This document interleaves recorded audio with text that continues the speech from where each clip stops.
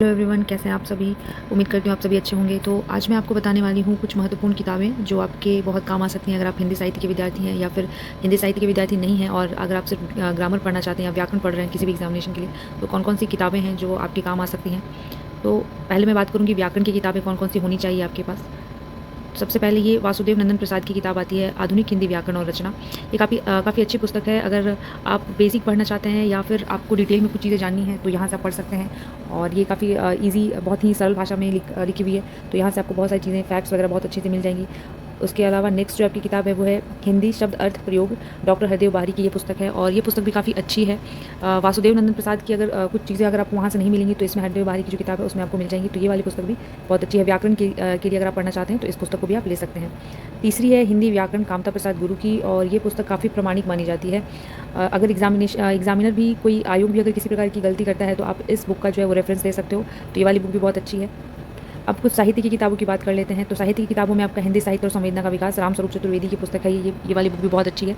और ये अगर साहित्य के विद्यार्थी हैं तो यहाँ से फैक्ट्स और जो डेट वगैरह जो आपको कभी कभी गलत मिलता है तो यहाँ से आप चेक कर सकते हैं। दूसरे हिंदी साहित्य का इतिहास, ये संपादक हैं इसके डॉक्टर नगेंद्र, और ये वाली बुक भी बहुत अच्छी है, इसको भी आप पढ़ सकते हो साहित्य के लिए। अब हिंदी साहित्य का दूसरा इतिहास, ये बच्चन सिंह की पुस्तक है। ऊपर की सारी किताबें जब आप पढ़ चुके होंगे तब आपको ये वाली पुस्तक पढ़ोगे तो आप ज़्यादा समझ में आएगी, और बहुत अच्छी पुस्तक है ये साहित्य के लिए।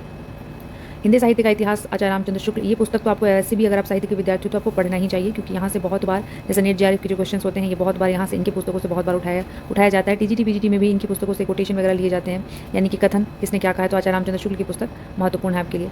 फिर है हिंदी साहित्य का सरल इतिहास, विश्वनाथ त्रिपाठी का। तो ये वाली जो पुस्तक है, तो जो विद्यार्थी बिल्कुल शुरू से शुरू करना, मतलब एकदम स्टार्टिंग से शुरू करना चाहते हैं कि हाँ उनको कुछ भी नहीं आता, तो ये एकदम एक पतली सी पुस्तक आती है, तो यहाँ से आप शुरू कर सकते हैं। इसको आप पढ़ करके एक बार समझ लीजिए, उसके बाद बाकी की पुस्तकें उठाइए, क्योंकि अचानक से आप डॉक्टर नगेंद्र और आचार्य रामचंद्र शुक्ल को पढ़ोगे तो आपको थोड़ा समझने में दिक्कत होगा, हो सकता है समझ में ना भी आए। तो यहाँ से शुरू करना आप, और फिर धीरे धीरे करके फिर आप लेवल बढ़ाते जाना, मतलब फिर आचार्य रामचंद्र शुक्ल और डॉक्टर नगेंद्र को पढ़ना।